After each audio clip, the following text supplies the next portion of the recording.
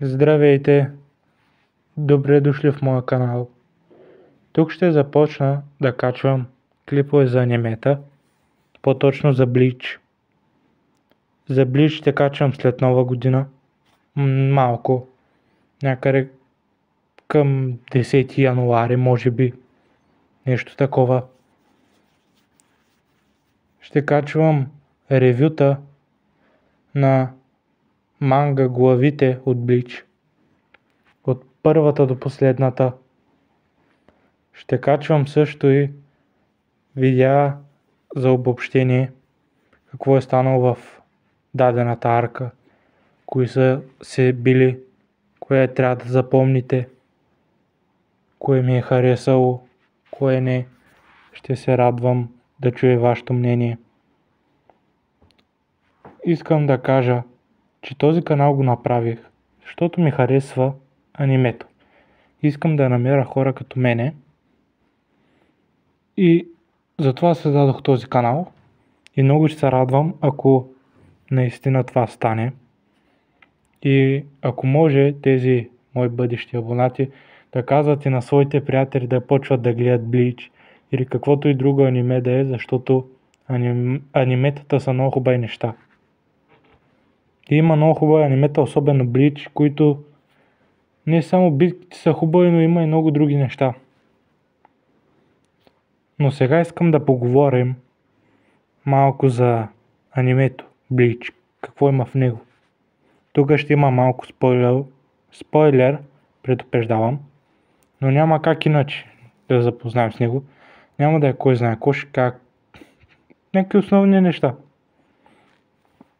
И те са, че Bleach е много известно аниме. То е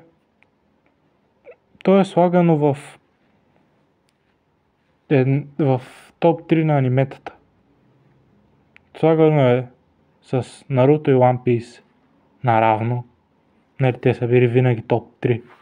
Или за дълъг период от време. И искам да кажа, че в вселената на Bleach има много същества. Като хора, които живеят в нормалния човешкия свят. Има шинигамита, които се превеждат като жатвар на душите. И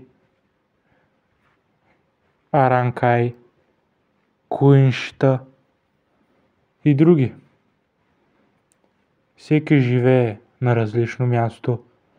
Примерно, шинигамитата живеят в обществото на душите или така наречения рай, както викат хората, и аранкаите живеят. То не ата, то го наричат Хуеко Мундо, но то е някаква пустиня но там слънце няма, има само луна. Така че не е точно ад, но не е много хубаво място за живеене. Също куиншитата живеят на земята. В това аниме има и много готини битки. Ще ви харесат, има много хубави герои. Не само като външен вид, но и като история, които ще се влюбите в тях. И много други неща. Просто не мога ги събера в един клип, защото трябва да е много дълъг. Но все пак това е от мен за вас сега. Докато не се видим някъде в началото на януари, защото сега идват празници, малко ничем ми се занимава, ама заед съм малко. Моля да се абонирате. Чакам ви след Нова година. Имате довиждане от мен.